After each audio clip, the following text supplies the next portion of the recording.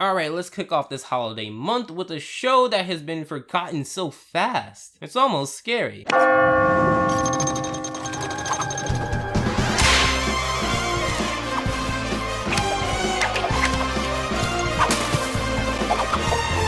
Yes, Penguins of Madagascar, one of the first shows from DreamWorks that I watched and actually liked. It's a shame how criminally underrated this series has been. I can't play the tiny violin too loud though. They had 3 seasons as well as a movie. However, the show had a lot of solid episodes. It just revolved around a somewhat boring premise. You already had the Teenage Mutant Ninja Turtles around that time, so what's another 4 main characters doing wacky things? Isn't that right, Nicky, Ricky, Dicky, and Dawn? Isn't that right, Pig, Goat, Banana, Cricket? Jeez, Nick, what is it with you and having 4 main characters? Next thing you know, they want to triple that. Oh. So let's look at I Was a Teenage Dropout.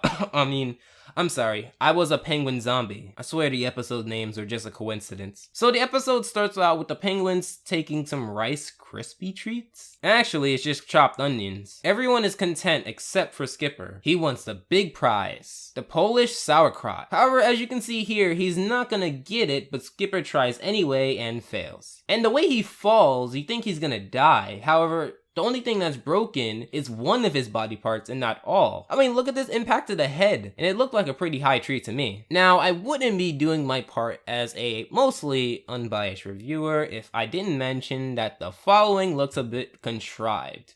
Broken! Oh! What?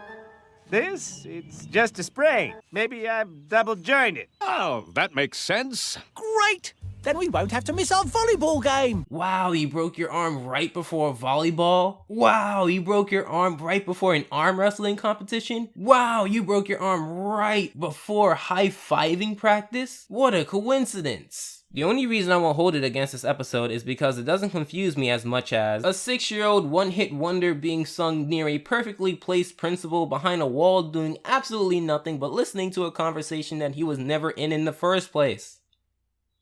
Look at that wing! How long have you...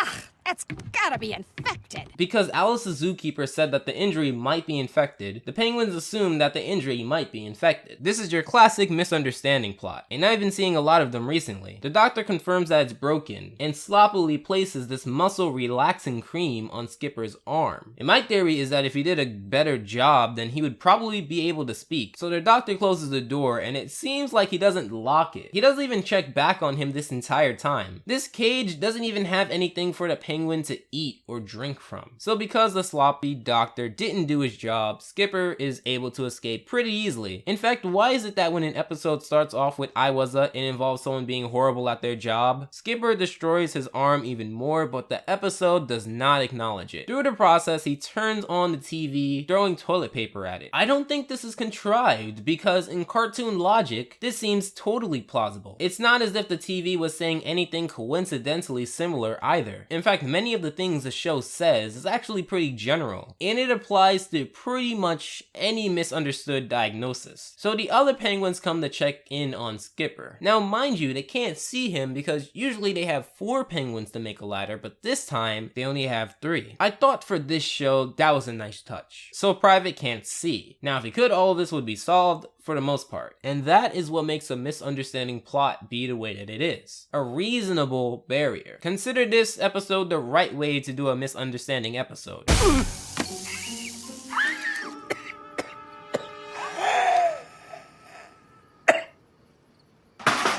Skipper's gone? All of these nice touches, along with the jokes they show that they understand how this plot goes, and I love it. We'll honor him the way he would have wanted, by soldiering on like men.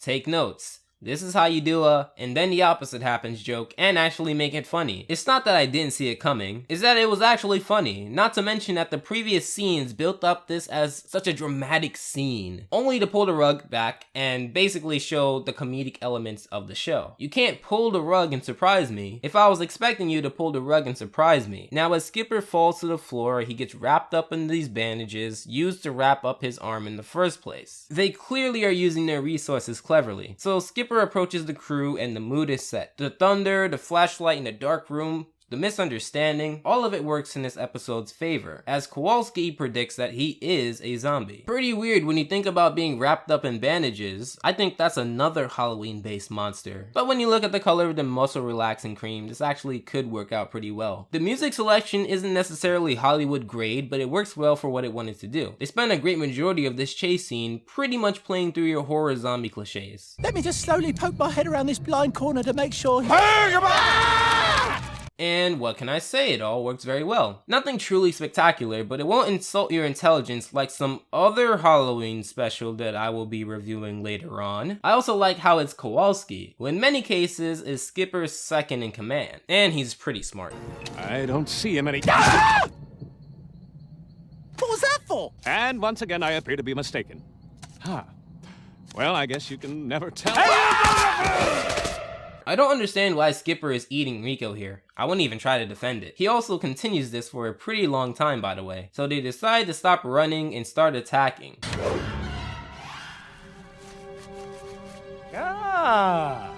The only complaint I have is that Skipper begins to use his broken hand in combat, and it's pretty confusing. So either his arm has stopped hurting and he should be able to speak, or his arm is still in pain, he can't speak, and he's foolishly bashing it into Rico's stomach. This is Skipper we're talking about. You know, the leader. He should be able to do combat with one hand. I believe with this, it shouldn't take you out of the immersion too much. I mean, I only noticed it halfway through. So it's not something really noticeable, at least in my opinion. But we're making good cartoons to last, not to cash in, correct?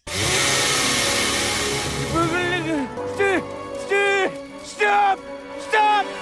I'm not a zombie. Skipper tries to reason his way out of it, and again, they use the right words, the right tones, and the right sounds to convey what is again, a change in mood that works for the good. It doesn't seem hokey either. I mean, his back is literally against this invisible wall that separates him from another broken arm, or possibly more. Rico, scratch maneuvers, double time. Now, Rico! Nice try, zombie! They then learn that broken arms are not contagious, but paranoia is. So this is gonna be like my 25th special where yes, I do like the episode, but I am aware of its faults. However, the faults are not anything too serious. If they were, I probably wouldn't like it. In fact, I would recommend you watch this yourself. I'm sure you'll be able to find some enjoyment out of it, and hey, who knows? Maybe you'll like the entire series. I hear that well-executed episodes can be pretty contagious. Also, I'm taking requests, but I'm not taking it on this video, I'm taking it on this specific video titled I'm Taking Requests Again. On my videos, you may have to scroll down a little bit, there's an annotation, it's in my description. If you put the request in this video, I'm most likely just going to ignore it. So to anyone who posted it on that video, they have a good chance of having their request being taken, but if you post it here, you have a negative 5% chance of having your request taken. Anyways, I really hope you guys like this video, and as always, I hope your time is well spent. And Alpha out.